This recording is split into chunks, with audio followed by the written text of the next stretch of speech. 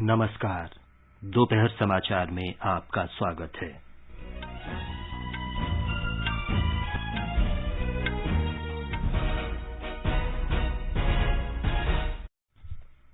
प्रधानमंत्री नरेंद्र मोदी ने स्वच्छ भारत शहरी मिशन तथा शहरी परिवर्तन के लिए अटल मिशन अमृत के दूसरे चरण का उद्घाटन किया। इन अभियानों का उद्देश्य सभी शहरों को कचरा मुक्त बनाना और जल सुरक्षित बनाने की आकांक्षा को साकार करना है।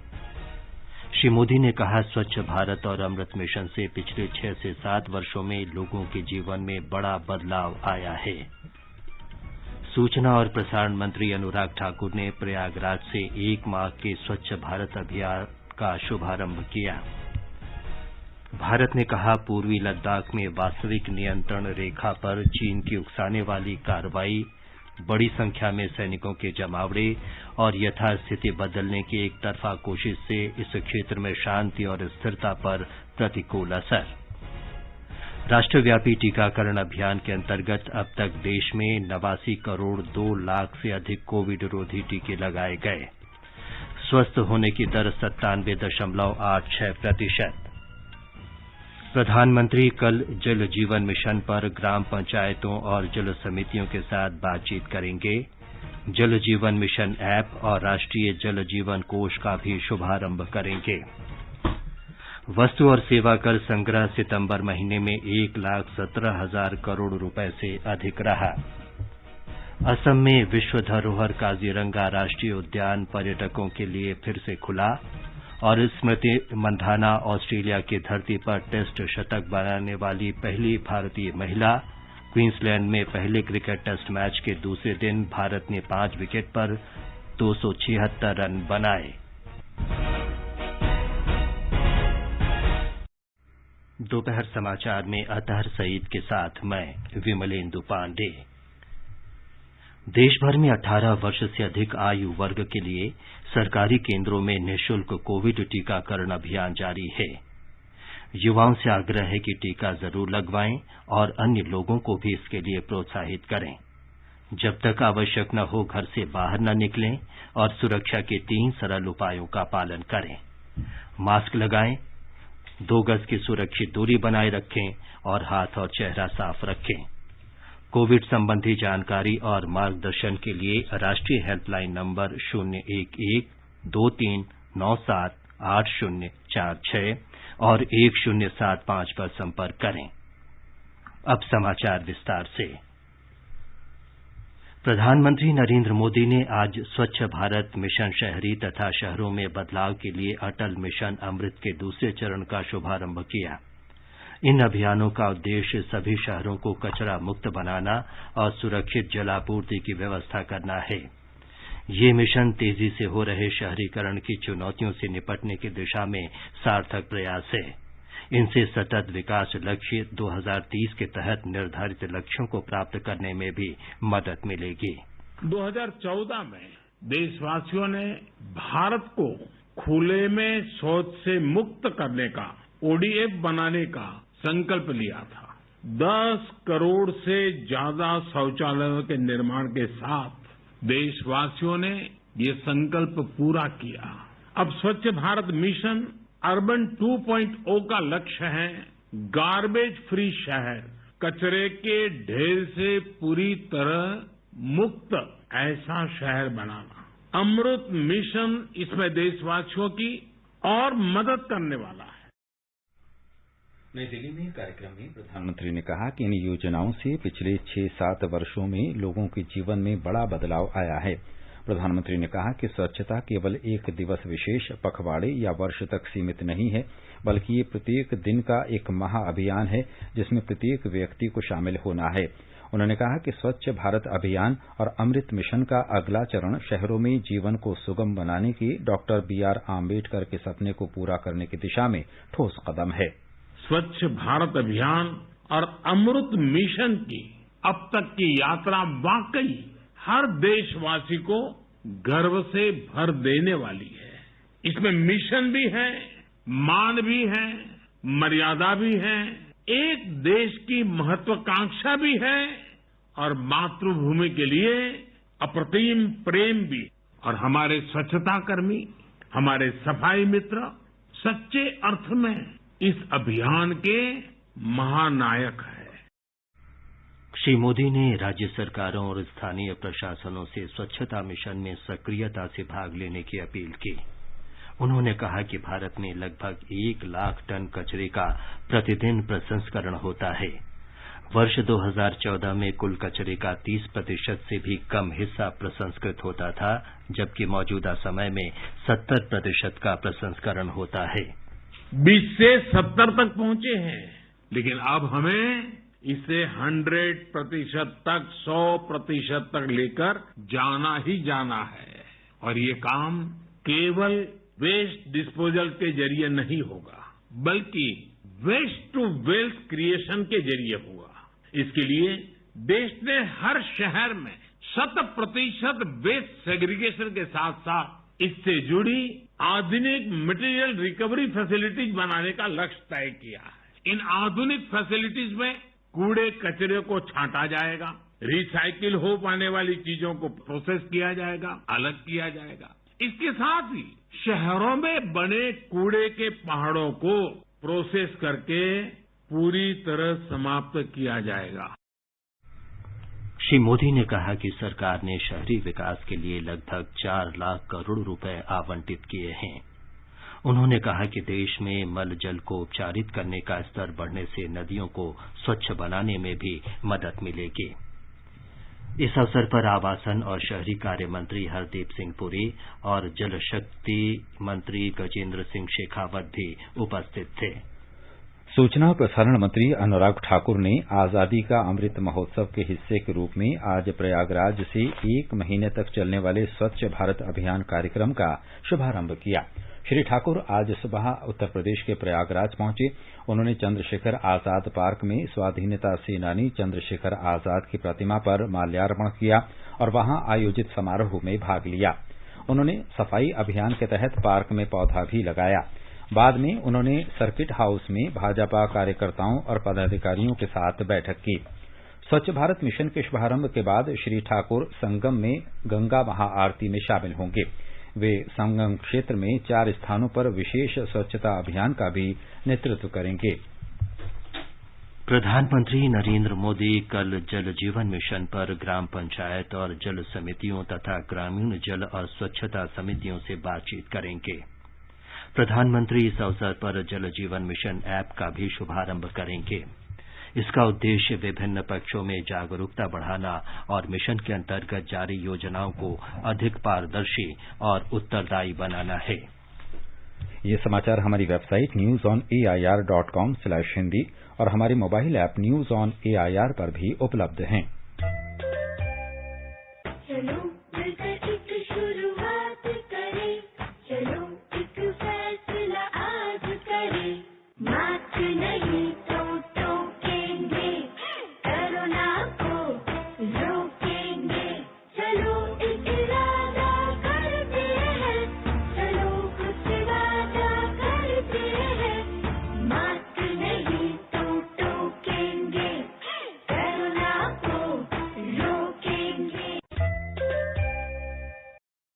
दोपहर समाचार में आपका फिर स्वागत है। भारत ने कहा है कि चीन के भड़काऊ रवैये, सीमा पर सैनिकों की बड़ी संख्या में तैनाती और सीमा क्षेत्र में यथास्थिति में बदलाव की उसकी एकतरफा कोशिशों से पूर्वी लद्दाख में वास्तविक नियंत्रण रेखा पर शांति के प्रति गंभीर खतरा पैदा हो गया है। विदेश मंत्रालय के प्रवक्ता अरिंदम बागची ने सीमा की स्थिति के बारे में चीन के विदेश मंत्रालय के प्रवक्ता की हाल की टिप्पणी से संबंधित मीडिया के प्रश्नों के जवाब में ये बात कही। श्री बागची ने कहा कि भारत निराधार तथ्यों पर आधारित ऐसे बयानों को खारिज करता है। प्रवक्ता ने कहा कि चीन की कार्रवाई के जवाब में ही भारतीय सेना को भी ये सुनिश्चित करने के लिए इन क्षेत्रों में जवाबी तैनाती करनी पड़ी कि भारतीय सीमा की स्थिति पूरी तरह सुरक्षित रहे। वस्तु और सेवा कर संग्रह सितंबर महीने में 1,17,000 करोड़ रुपए से अधिक रहा। ये पिछले वर्ष की इसी अवधि की तुलना में 23% अधिक है। इस दौरान वस्तुओं के आयात से राजस्व 30% और सेवा आयात सहित घरेलू क्षेत्र से राजस्व 20% अधिक रहा। मौजूदा वर्ष की दूसरी तिमाही के लिए औसत मासिक सकल वस्तु और सेवा कर 1,15,000 करोड़ रुपए था, जो पहली तिमाही के औसत मासिक संकलन 1,10,000 करोड़ रुपए से 5% अधिक था। इससे स्पष्ट संकेत मिलता है कि अर्थव्यवस्था तेजी से वापस पटरी पर आ रही है। राष्ट्रव्यापी टीकाकरण अभियान के अंतर्गत देश भर में अब तक 89 करोड़ 2 लाख से अधिक कोविड रोधी टीके लगाए जा चुके हैं। स्वास्थ्य और परिवार कल्याण मंत्रालय ने बताया है कि कल 64,40,000 से अधिक टीके लगाए गए। पिछले 24 घंटों में 26,000 से अधिक लोगों में कोरोना संक्रमण की पुष्टि हुई और 28,000 से अधिक लोग संक्रमण से ठीक हुए। उपचार करा रहे लोगों की संख्या घटकर 2,75,224 रह गई है। ये पिछले 196 दिन में सबसे कम है। केंद्र ने अब तक राज्यों और केंद्र शासित प्रदेशों को 87 करोड़ 25 लाख से अधिक निःशुल्क कोविड रोधी टीके उपलब्ध कराए हैं। केंद्रीय स्वास्थ्य और परिवार कल्याण मंत्रालय ने बताया कि 5 करोड़ से अधिक अप्रयुक्त कोविड टीके अभी भी राज्यों और केंद्र शासित प्रदेशों के पास हैं। आगे बढ़ने से पहले मुख्य समाचारों पर एक नजर। प्रधानमंत्री नरेंद्र मोदी ने स्वच्छ भारत मिशन शहरी और शहरी परिवर्तन के लिए अटल मिशन अमृत के दूसरे चरण का उद्घाटन किया। इन अभियानों का उद्देश्य सभी शहरों को कचरा मुक्त बनाना और जल सुरक्षित बनाने की आकांक्षा को साकार करना है। श्री मोदी ने कहा, स्वच्छ भारत और अमृत मिशन से पिछले 6 से 7 वर्षों में लोगों के जीवन में बड़ा बदलाव आया है। सूचना और प्रसारण मंत्री अनुराग ठाकुर ने प्रयागराज से 1 माह के स्वच्छ भारत अभियान का शुभारंभ किया। भारत ने कहा, पूर्वी लद्दाख में वास्तविक नियंत्रण रेखा पर चीन की उकसाने वाली कार्रवाई, बड़ी संख्या में सैनिकों के जमावड़े और यथास्थिति बदलने की एक तरफा कोशिश से इस क्षेत्र में शांति और स्थिरता पर प्रतिकूल असर। राष्ट्रव्यापी टीकाकरण अभियान के अंतर्गत अब तक देश में 89 करोड़ 2 लाख से अधिक कोविड रोधी टीके लगाए गए। स्वस्थ होने की दर 97.86%। प्रधानमंत्री कल जल जीवन मिशन पर ग्राम पंचायतों और जल समितियों के साथ बातचीत करेंगे। जल जीवन मिशन ऐप और राष्ट्रीय जल जीवन कोष का भी शुभारंभ करेंगे। वस्तु और सेवा कर संग्रह सितंबर महीने में 1,17,000 करोड़ रुपए से अधिक रहा। असम में विश्व धरोहर कांजीरंगा राष्ट्रीय उद्यान पर्यटकों के लिए फिर से खुला और स्मृति मंधाना ऑस्ट्रेलियाई धरती पर टेस्ट शतक बनाने वाली पहली भारतीय महिला बनी। क्वींसलैंड में पहले क्रिकेट टेस्ट मैच के दूसरे दिन भारत ने 5 विकेट पर 276 रन बनाए।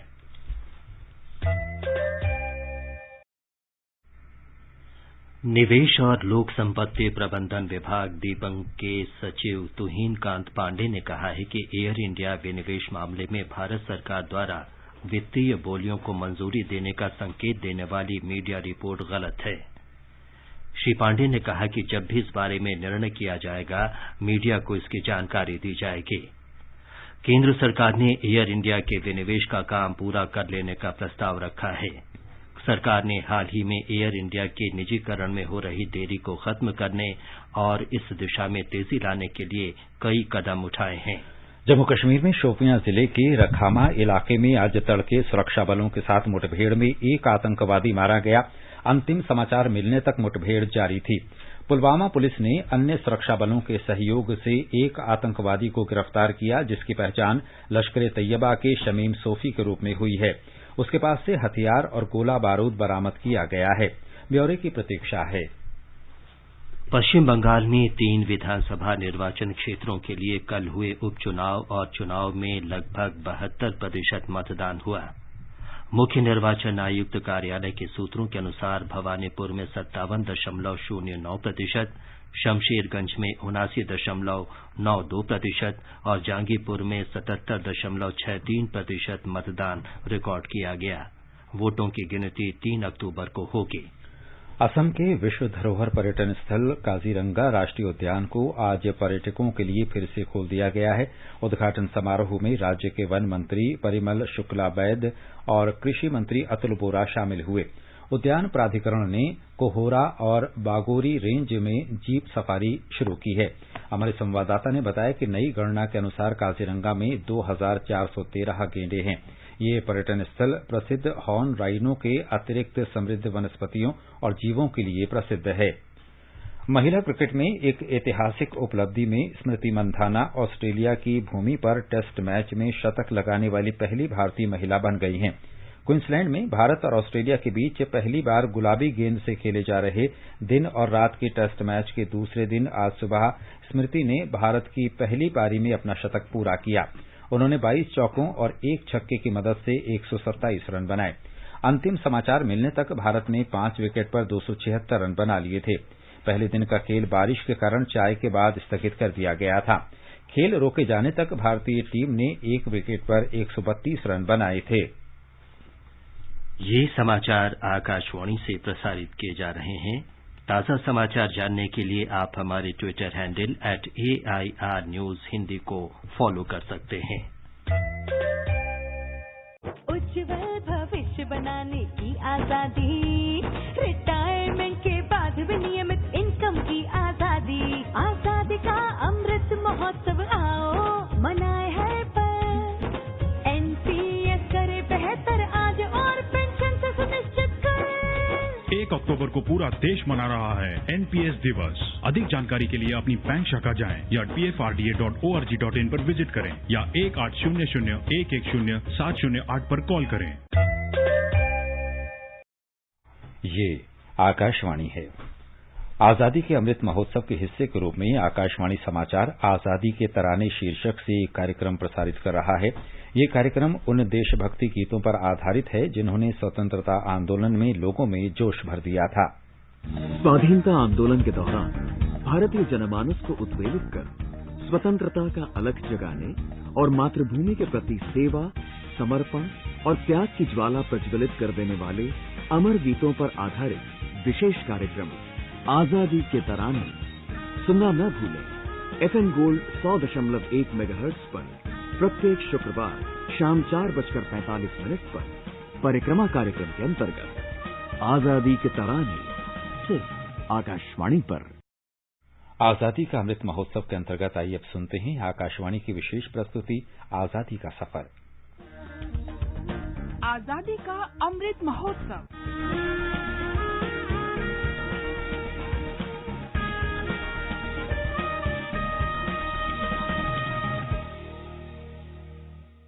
आजादी का सफर आकाशवाणी के साथ।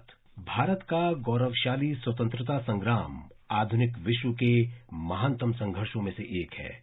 आकाशवाणी समाचार आपके लिए प्रतिदिन इस संग्राम की एक झलक लेकर आता है। एक महान समाज सुधारक और भारतीय स्वतंत्रता आंदोलन के सबसे प्रतिष्ठित प्रतिनिधियों में से एक एनी बेसेंट का जन्म 1 अक्टूबर 1847 को लंदन में हुआ था। वो तत्कालीन सांसद चार्ल्स ब्रैडलॉ के नेतृत्व में स्वतंत्र विचार और कट्टरपंथी आंदोलनों में शामिल थीं। एनी बेसेंट श्रमिक संघ, राष्ट्रीय शिक्षा, महिलाओं को मतदान का अधिकार और जन्म नियंत्रण जैसे अग्रणी विचारों की पक्षधर थीं। 1889 में एनी बेसेंट थियोसॉफिकल सोसाइटी में शामिल हुई, जो कर्म और पुनर्जन्म के हिंदू विचारों पर आधारित एक धार्मिक आंदोलन था। उन्होंने 1893 में शिकागो में विश्व धर्म संसद में थियोसॉफिकल सोसाइटी का प्रतिनिधित्व किया। नम नमा वसंत देवी जगत वंदिते, प्रज्वलिते ज्ञान ज्योति सकल जनहिते, नम नमा वसंत देवी जगत वंदिते। एनी बेसेंट 1893 में भारत आईं और उन्हें यहाँ की मिट्टी से प्यार हो गया। वे महिलाओं की स्वतंत्रता, शिक्षा और विशेष रूप से उनके भारतीय स्वतंत्रता संग्राम में भाग लेने के पक्ष में खड़ी थीं। महात्मा गांधी ने एक बार एनी बेसेंट के बारे में कहा था, उन्होंने भारतीय लोगों को गहरी नींद से जगाया है। उन्होंने लोकमान्य तिलक के साथ 1916 में होम रूल लीग की सह स्थापना की, जिसका उद्देश्य भारत में लोकतंत्र और साम्राज्य के भीतर प्रभुत्व के लिए अभियान चलाना था। जून 1917 में ब्रिटिश साम्राज्य ने एनी बेसेंट को जब गिरफ्तार किया तो कांग्रेस और मुस्लिम लीग दोनों ने इसका कड़ा विरोध किया। सितंबर 1917 में जब बेसेंट को रिहा किया गया तो देश भर से लोगों की भीड़ ने उनका स्वागत किया। बाद में दिसंबर 1917 में उन्हें भारतीय राष्ट्रीय कांग्रेस की पहली महिला अध्यक्ष के रूप में चुना गया। एनी बेसेंट ने 1916 में दरभंगा के महाराजा रामेश्वर सिंह, बनारस के महाराजा प्रभु नारायण सिंह, मदन मोहन मालवीय और सुंदरलाल की सहायता से बनारस हिंदू विश्वविद्यालय की स्थापना की। बाद में उन्होंने 1922 में हैदराबाद राष्ट्रीय कॉलेजिएट बोर्ड भारत की स्थापना में भी सहायता की। 20 सितंबर 1933 को चेन्नई में एनी बेसेंट का निधन हो गया। रघुपति वेंकट रत्नम नायडू का जन्म 1 अक्टूबर 1862 को आंध्र प्रदेश के मछलीपट्टनम में हुआ था। उनके पिता रघुपति अप्पाया नायडू सेना में सूबेदार थे और वे चंद्रपुर में रहते थे। इससे रघुपति वेंकट रत्नम को हिंदी, उर्दू और फारसी भाषाओं का ज्ञान प्राप्त करने में मदद मिली। उन्होंने मद्रास क्रिश्चियन कॉलेज से स्नातक किया। उन्होंने मद्रास विश्वविद्यालय से एमए और एलटी पूरा करने के लिए आगे की शिक्षा जारी रखी। रघुपति वेंकट रत्नम ने लोगों को ईमानदार नागरिक के रूप में प्रशिक्षित करने के लिए 1891 में सामाजिक शुद्धता संघ की स्थापना की। उन्होंने छुआछात के उन्मूलन और अनुसूचित जातियों के उत्थान के लिए काम किया और उनके लिए एक अनाथालय तथा एक छात्रावास की स्थापना की। रघुपति वेंकट रत्नम ने आंध्र में देवदासी प्रथा के उन्मूलन के लिए प्रयास किए और काफी हद तक इसमें सफल भी हुए। रघुपति वेंकट रत्नम ने विधवा पुनर्विवाह को बढ़ावा दिया और महिला शिक्षा को प्रोत्साहित किया। उन्होंने आंध्र में ब्रह्म समाज आंदोलन को आगे बढ़ाया। इन सभी सामाजिक सुधारों के कारण उन्हें वीर सलिंगम पंथुलु के बाद आंध्र के दूसरे महान समाज सुधारक के रूप में जाना जाता है। रघुपति वेंकट रत्नम ने 26 मई 1939 को अंतिम सांस ली। आज ही के दिन हृदयनाथ कुंजरू का जन्म वर्ष 1887 में हुआ था। वो एक भारतीय स्वतंत्रता सेनानी और जानी मानी हस्ती थे। हृदयनाथ लगभग 4 दशक तक प्रांतीय और केंद्रीय स्तर पर विभिन्न विधायी निकायों में सेवारत एक अनुभवी सांसद भी थे। वे भारत की संविधान सभा के सदस्य रहे। उनकी अंतर्राष्ट्रीय मामलों में भी गहरी दिलचस्पी थी। Hridaynath Indian Council of World Affairs और Indian School of International Studies के सह संस्थापक भी थे। हृदयनाथ कुंजरू ने 3 अप्रैल 1978 को अंतिम सांस ली।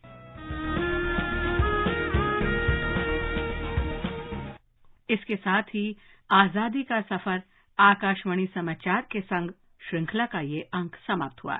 मिलते हैं कल अगली कड़ी में।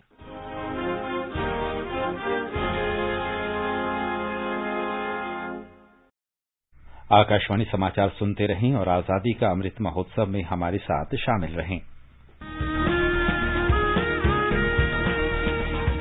आजादी के 75 वर्षों का पर्व अमृत महोत्सव के पावन अवसर पर आकाशवाणी समाचार लेकर आया है अमृत महोत्सव क्विज। आप भी इस क्विज का हिस्सा बन सकते हैं। हमारे समाचार बुलेटिनों में पूछे गए स्वतंत्रता आंदोलन से जुड़े प्रश्नों का जवाब देकर। आपसे ये सवाल प्रत्येक सोमवार और मंगलवार को सुबह 8 बजे प्रसारित होने वाले बुलेटिन समाचार प्रभात में पूछे जाएंगे। श्रोता email Amrit Mahotsav quiz @prasarabharati.gov.in पर अपने जवाब भेज सकते हैं। आप अपने जवाब व्हाट्सएप नंबर 8826546262 पर भी भेज सकते हैं। विजेता का चुनाव सही जवाबों में से लकी ड्रॉ के माध्यम से होगा और इसकी घोषणा अगले दिन इसी बुलेटिन में की जाएगी। विजेता को प्रमाण पत्र के साथ एक उपहार भी दिया जाएगा। साथ ही विजेता का नाम हमारे ट्विटर हैंडल पर भी फ्लैश होगा। तो आइए मनाएं आजादी के 75 वर्षों का पर्व अमृत महोत्सव आकाशवाणी समाचार के साथ।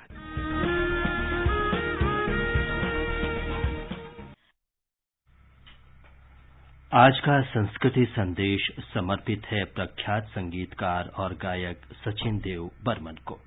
आज हिंदी और बांग्ला फिल्मों के प्रख्यात संगीतकार और गायक सचिन देव बर्मन की जयंती पर हम उन्हें श्रद्धा से नमन करते हैं।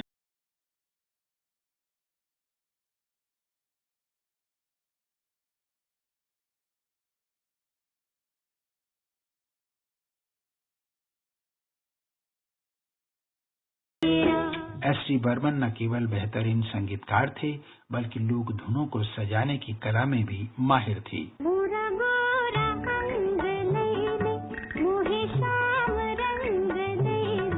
छुप जा